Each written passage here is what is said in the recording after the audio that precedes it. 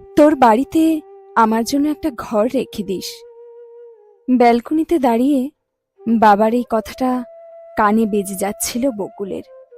তাদের পরিবারটা ছিল খুবই ছোট। মেয়ের জন্য বাবা আর বাবার জন্য মেয়ে। হেসে খেলেই কেটে যাচ্ছিল দিনগুলো।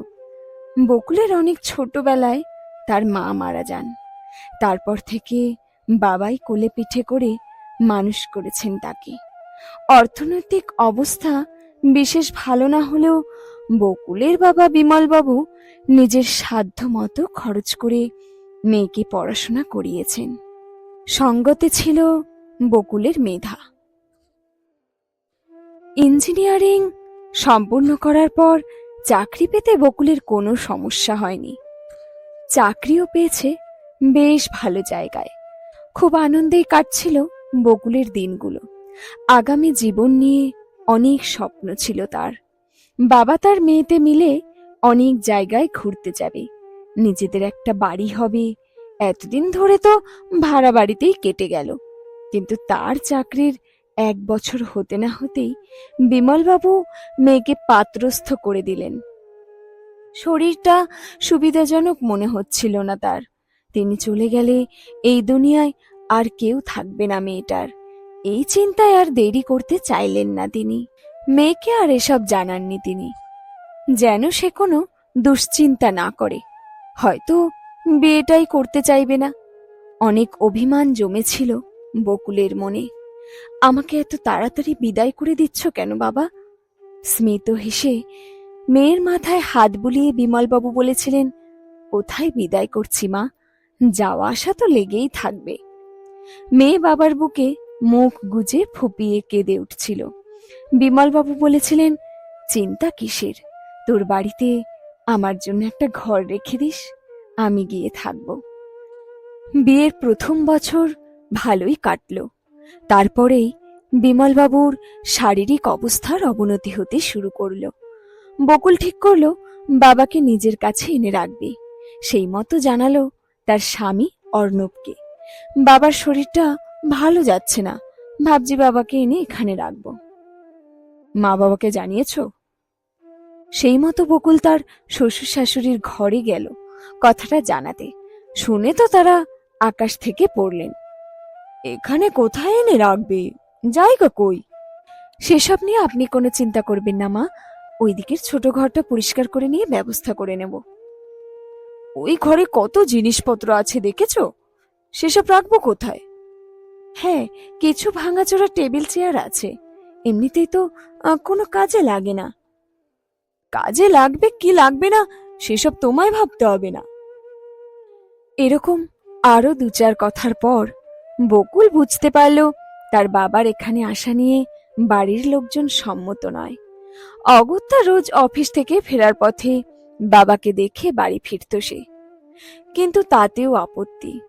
এত রাত্রে বাড়ির বউ ফিরবে, সংসারের কাজকর্ম কে করবে?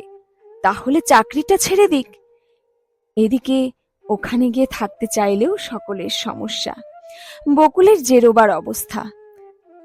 এরকমই একদিন মাঝরাতে বকুলের বাবা ইহলোক ত্যাগ করলেন। তার শেষ মুহূর্তে বকুলের আর পাশে থাকা হলো না। নির্জনে নিঃশব্দে চলে গেলেন তিনি। বাবার কাজ মিটে যেতে নিজের সমস্ত জিনিসপত্র গুছিয়ে নিয়ে বকুল বাবার ভাড়া বাড়িতে চলে গেল। যে বাড়িতে তার বাবার শেষ কটা দিনের ঠাঁই হলো না, সেখানে তার থাকার আর কোনো ইচ্ছা নেই। অর্ণব সবটাই দেখে গেল চুপচাপ। বকুলের শ্বশুর শাশুড়ি অনেক রাগারাগি করেছিলেন, কোনো উত্তর দেয়নি বকুল। বাড়িওয়ালাকে গিয়ে বলেছিল এবার থেকে ও একাই থাকবে এখানে। বাড়িওয়ালাও খুব স্নেহ করতেন তাকে, তিনি আর আপত্তি করেননি। এভাবে প্রায় 9-10 মাস অতিক্রান্ত। ভাড়া বাড়ি ছেড়ে এখন সে নিজের ফ্ল্যাটে থাকে। অর্ণবের ব্যাপার স্যাপার বুঝতে পারে না ও। ওকে ফিরে আসতেও যেমন বলে না, তেমন আবার চিরদিনের মতো সম্পর্ক চুকিয়ে দেওয়ার প্রসঙ্গও তোলে না। মাঝে মধ্যে ফোনে খোঁজ দেয়, দেখা করতেও আসে, চা খেয়ে চলে যায়। আবার বকুলকে ফিরিয়ে নিয়ে যাওয়ার ব্যাপারে কোনো কথাই বলে না। যদিও নিজেও ও বাড়িতে আর ফিরে যেতে চায় না, তবু বলতে তো পারতো, তাহলেই বোঝা যেত অর্ণব ওদের সম্পর্কের ভবিষ্যৎ নিয়ে কি পরিকল্পনা করছে। থাক, এভাবেই বেশ, মনে মনে ভাবে বকুল। প্রায় মাস দুয়েক পর হঠাৎই একদিন অর্ণবের সঙ্গে রাস্তায় দেখা বকুলের। উস্কো খুস্কো চুলে, খোঁচা খোঁচা দাড়ি ভর্তি মুখে কোথায় একটা চলছে হন্তদন্ত হয়ে।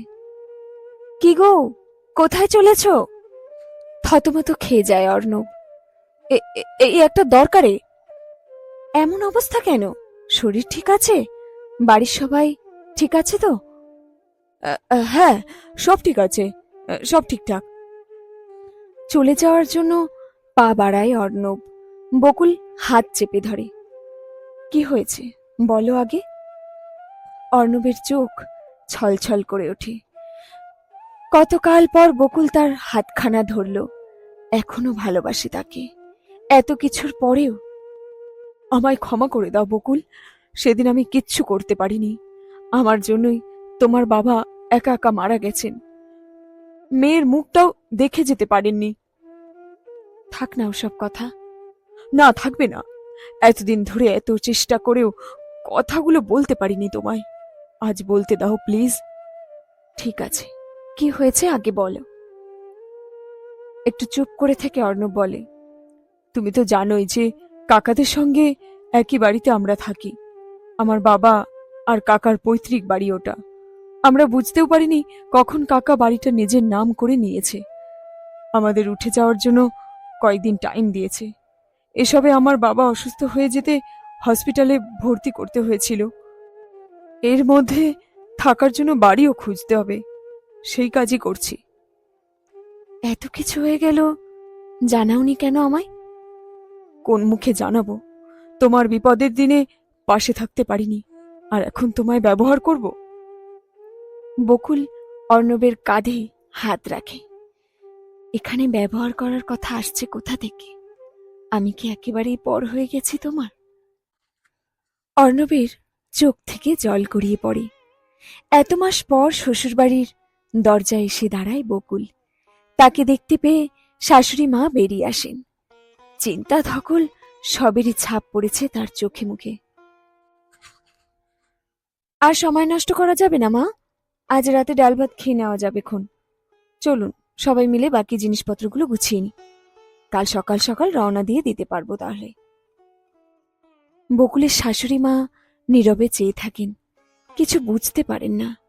আজ বকুলের একাকী ফ্ল্যাট তার পরিবারকে পেয়েছে। 3 বেডরুমের ফ্ল্যাট তার। একটাই বকুল ও অর্ণব, আরেকটায় তার শ্বশুর শাশুড়ি থাকেন, তৃতীয়টায় ওটা বকুল তার বাবার জন্য রেখেছে। রোজ সন্ধে দেওয়ার পর ওই ঘরে হালকা একটা আলো জ্বালিয়ে জানালার পাশটায় একটা প্রদীপ জ্বালিয়ে দিয়ে আসে সে। জানালাগুলো খোলাই থাকে। বাইরের হাওয়ায় টেবিলে রাখা বই খাতার পাতা এলোমেলো হয়ে যায়। একটা পেপার ওয়েট চাপিয়ে দেয় বকুল। প্রদীপটি কিন্তু ওই হাওয়ার দমকে নেভে না, স্থির হয়ে জ্বলে চলে। বকুল জানে বাবা তার মেয়ের জন্য স্নেহ, ভালোবাসা, আশীর্বাদ সবটুকু নিয়ে তার সঙ্গেই আছেন। বাবার ছবিটার দিকে তাকিয়ে মনে মনে বলে ওঠে বকুল, অর্ণবের সঙ্গে কখনো ঝগড়া হলে আমি কিন্তু তোমার ঘরটায় থাকতে আসবো বাবা। বকুলের মনে হয় তার বাবা যেন হাসি মুখে বলে উঠলেন, আসিস মা, আসিস। শেষ হলো আজকের গল্প মেয়ের বাড়ি। গল্পটি কে লিখেছেন তা আমার জানা নেই।